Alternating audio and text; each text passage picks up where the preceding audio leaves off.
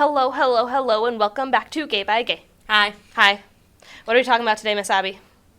Oh, don't call me that. It makes me think of my job as a dance teacher. Ugh. Did I even call you that when I was like 11? No. Really? No. I think I did for a little while. No.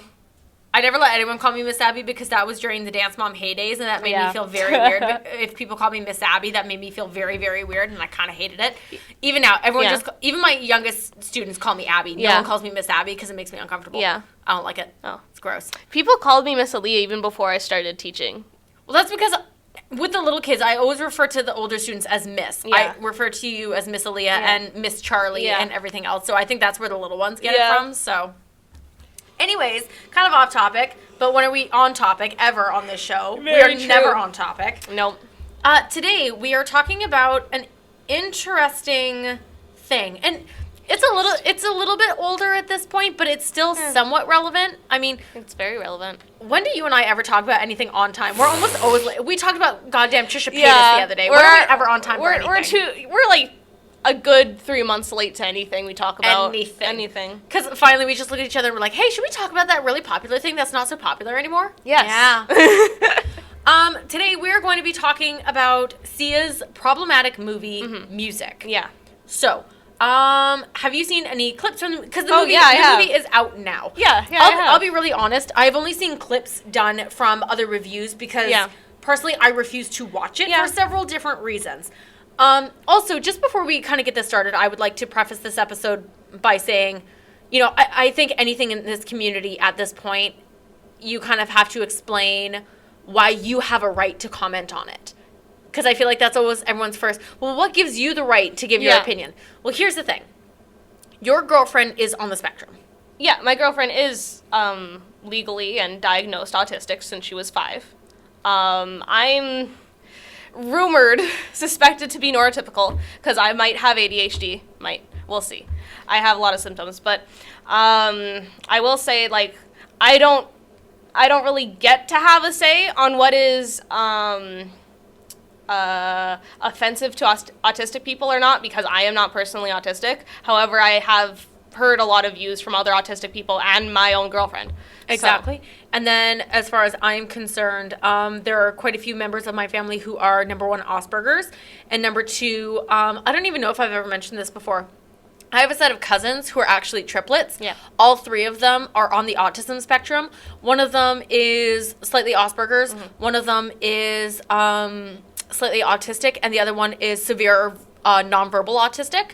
So I do have experience because I have cared for all 3 of them before at the same time. So I have actually had a little bit of basic training on how to deal with nonverbal autistic children specifically, and I do feel like that is fairly relevant given today's topic. Yeah. So I'm sure that you and your girlfriend feel many different ways about the whole situation. Yeah. Do you want to explain kind of the whole thing going on, or do you want me to explain it? I can talk. I'll try not to yell. Can you talk? Only a little bit. I'll try not to yell, because... Ooh, that's going to be a challenge. Well, I just... Do you guys hear the rage? Do you guys hear... Like, she's trying so hard to repress. I mean, in therapy, you've been working on actually feeling anger. Yeah. So I'm glad that you're feeling this. Well, I will say that Sia created this movie, and it is... I've heard to be very offensive to autistic people, because it's kind of, what is it, characterizing autistic people like not even human, just like a character, like basically circus clowns. Caricature. Yep. Yeah, literally. Yep. Just like making fun of it, and not even played by an autistic actor. And even when Sia was like, we tried to work with an autistic actor, but she just found the set too stressful. Yeah, that's what autistic people have to go through every single fucking day. Don't tell me about, if you want to make a movie surrounding an autistic experience, as she said, to be educational even, maybe make it actually accessible to autistic people, because even a lot of the scenes in the movie would give a lot of autistic people meltdowns. Yep. Like, even it's actually one of the major problems I had with it. I'm going to be very honest. From one artist to another, and I do call myself an artist here in the sense that I am a dance choreographer. I do kind of see things more in that visual sense. Yeah. I understand where Sia is coming from as another visual artist. Yeah. I understand that for me, watching her work, watching the choreography and the colors and the set pieces and everything else, it is visually interesting. The problem I am having is that this is centered around what is supposed to be an autistic person. These scenes full of flashing lights, bright colors, and everything else, this is going to cause a meltdown. This is going to cause a stress reaction. This is not good. And I understand where she is coming from. She is trying to come from a place where she's trying to educate. But here is the problem. She didn't do her research. No, not at all. And she claims to have done her research. She says that she did 3 years worth of research. I'm immediately going to point out the fact that she, for a while, she listed Autism Speaks as one of the groups that she worked with. You can do one single Google search. Yeah. And the first 2 things that come up, if you type in Autism Speaks as of today, the filming day, the first thing that shows up is, if you type in Autism Speaks, it says, Autism Speaks, is it bad? Or Autism Speaks eugenics. For those of you who don't know what eugenics is, it is the idea that anyone less than perfect should not, quote unquote, breed. Autism Speaks is an autism hate group. Yeah, so I don't know. She says that she was working with several. I'm sorry, you can do one Google search and learn that Autism Speaks is not a good group. Yeah. And she didn't even know that. Like, she blasted that on Twitter. She was like, well, I work with this group. And I'm like, girl, how did you not know that they are the PETA of the autism community? Yeah. How did you not know? Yeah, I know. One Google search. And she says 3 years of research went into that. And I'm like, one Google search, blown open. Yeah, Boom. exactly. Doors are gone. Windows are gone. Roof is gone. Everything's gone. You've exploded. It's like, the only other thing I would kind of compare it to is how horror movies sometimes demonize DID.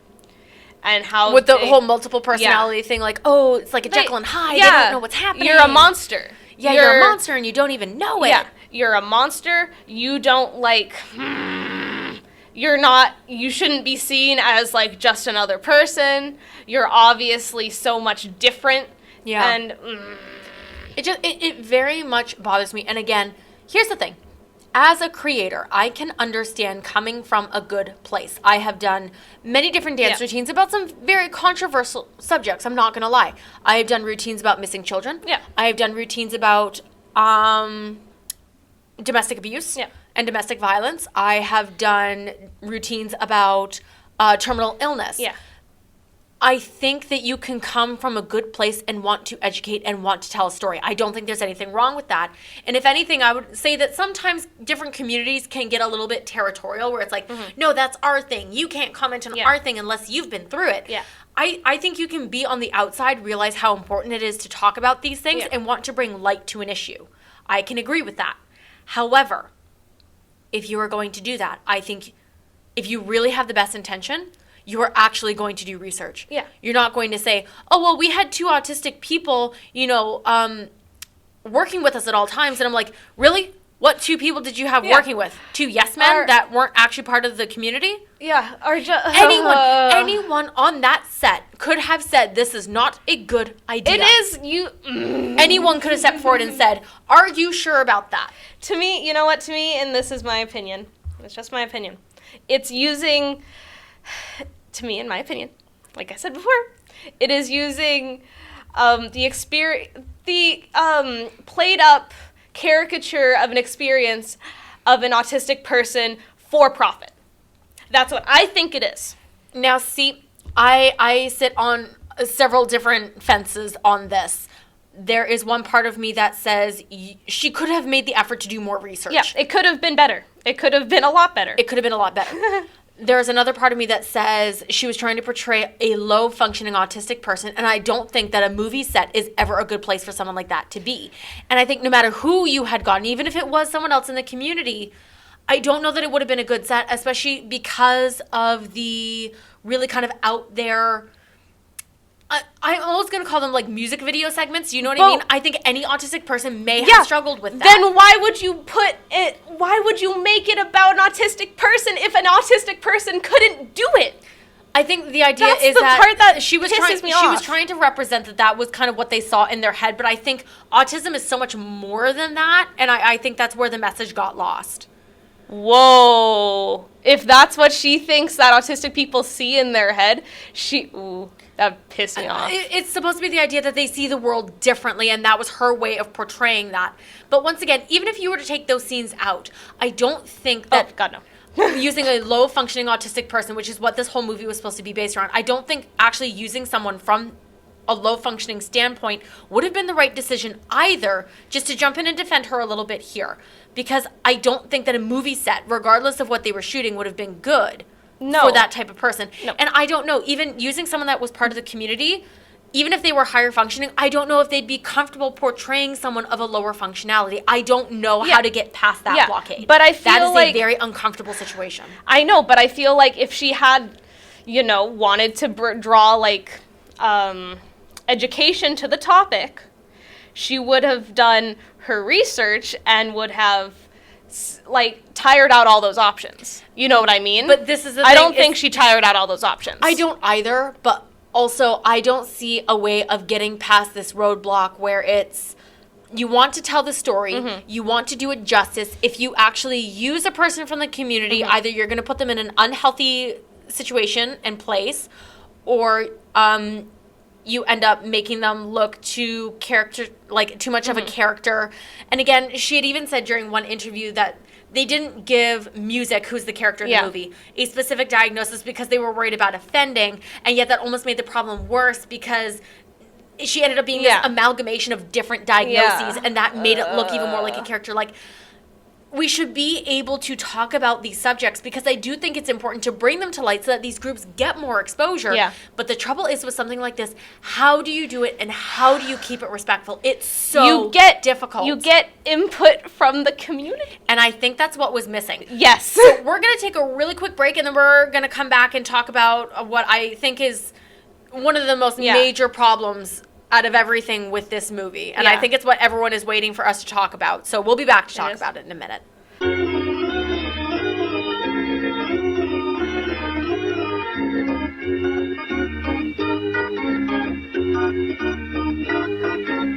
Hello and hello, welcome back.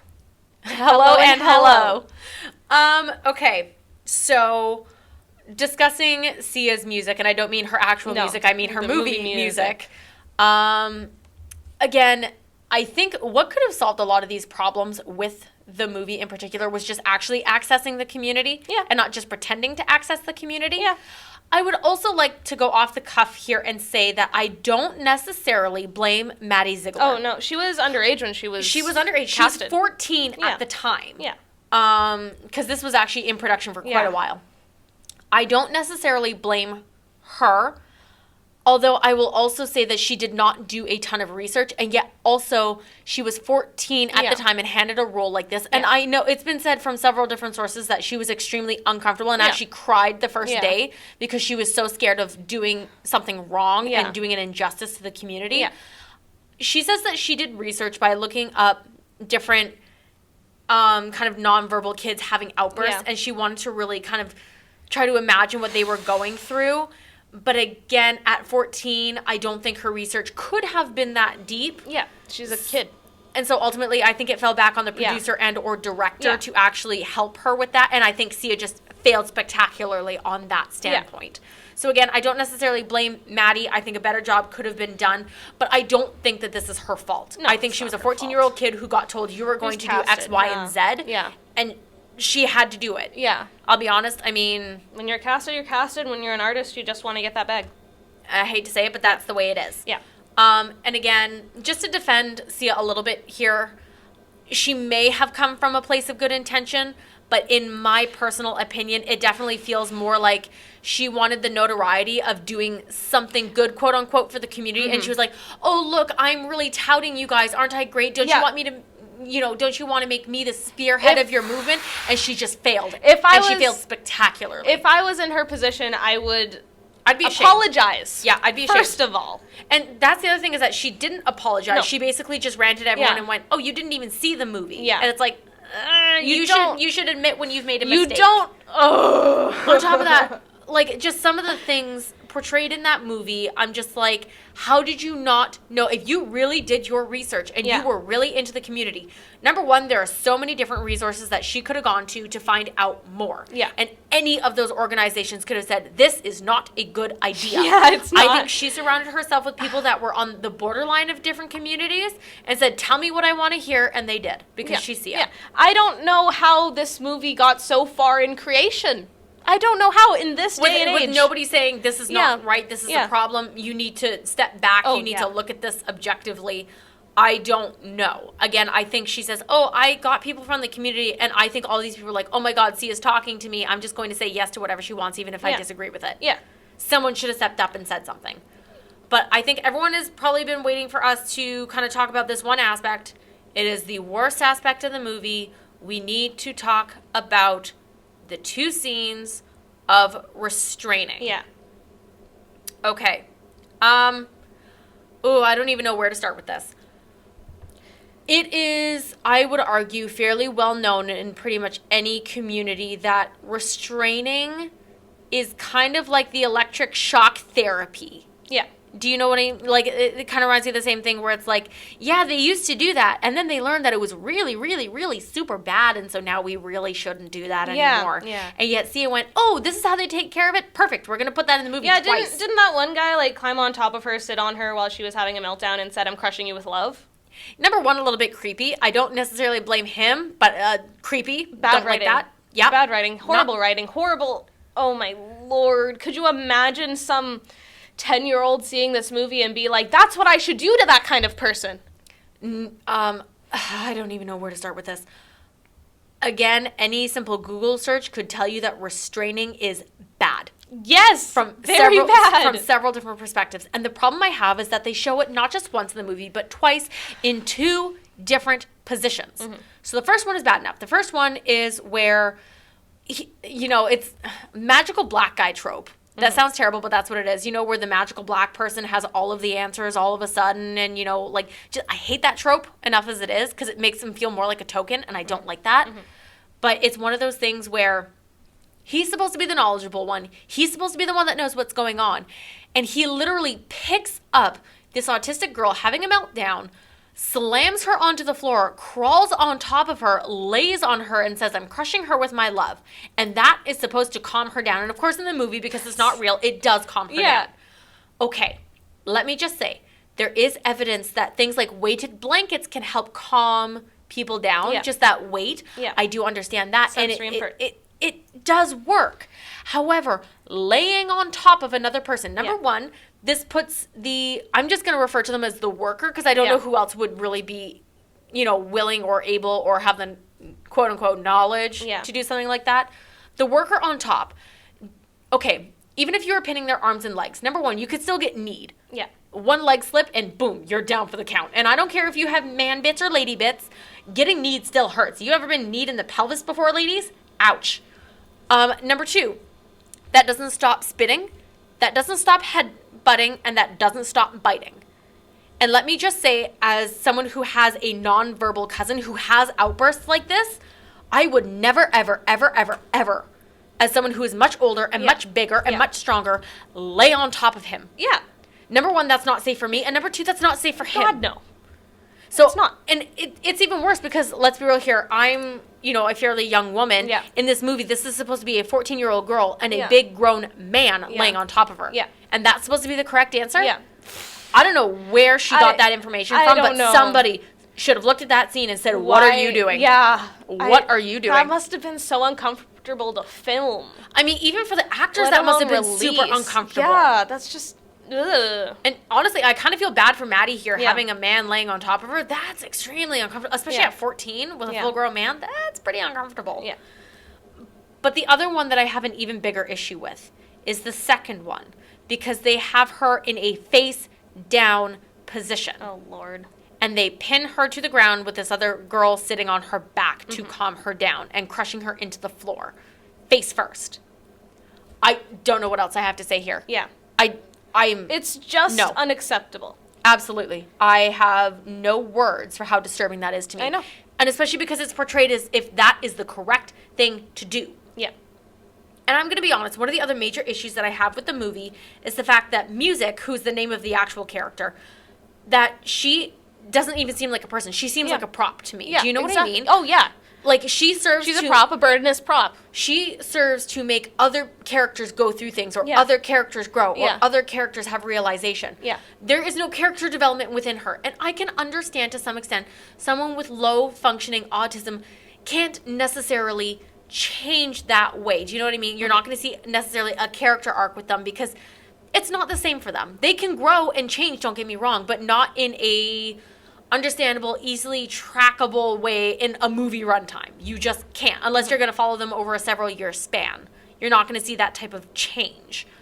That being said, she is literally there just as a plot device. She's there to make things happen. And again, her being pinned to the ground is supposed to be in that last scene. It's terrible. You know, it's supposed to be this other girl who's supposed to be her sister or something like that, from my understanding. Yeah. It's supposed to be her big moment of growth because she was finally able to climb on top of her, you know, low functioning sister and pin her to the ground. Unacceptable. No. Super uncomfortable. Yeah. Don't like it at all. It shouldn't have happened. Yeah. Somewhere, someone along the line should have said no. Someone should have said, Sia, do some research. Someone should have said, that's not right. And nobody said anything. And I've been on set before.